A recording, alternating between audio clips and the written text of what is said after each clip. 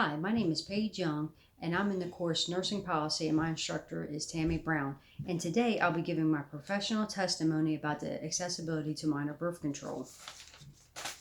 The accessibility to minor birth control is a problem due to consent.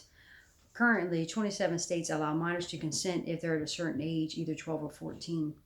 19 states only allow certain minors to consent to birth control. 4 states have no law about minor consent. Either they can consent or the parent has to consent.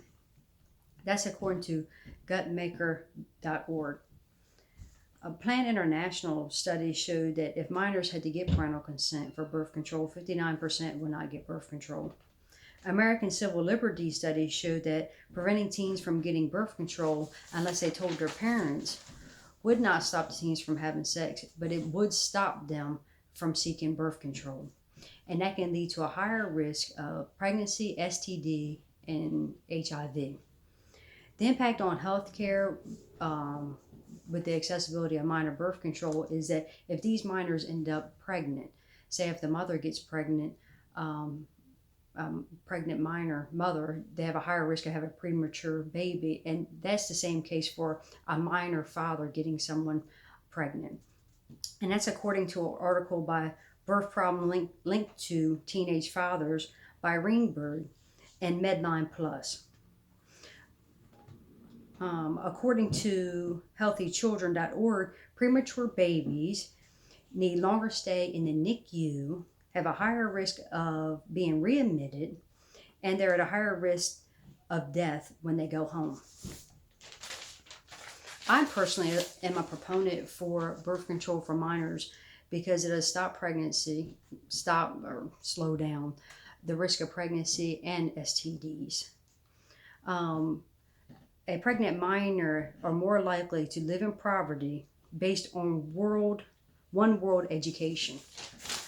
So with these minors that are having children living in poverty, they're going to rely heavily on government assistance, which that costs taxpayers money.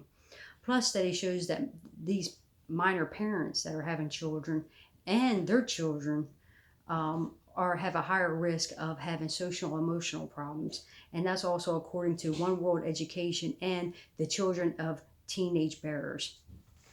Unintended pregnancies have a higher risk of poor health and development than from children that were intended pregnancies. And that's according to Science Daily. So I'm a proponent of birth control, that these kids get out of school, graduate, get jobs, then have planned pregnancies. They will have all these risk factors for their children or for themselves with their living in poverty and their own mental health. I mean, that's my stance because at the end of the day, we want our future generations to be in a better position. I mean, we don't want them living in poverty and having mental health problems. And with this minors getting pregnant, there is a perpetual risk of this happening again, of these children of minor parents, them doing it themselves. So if we can just stop it and have a better generation, healthier, more successful, I think that's the way to go. Thank you.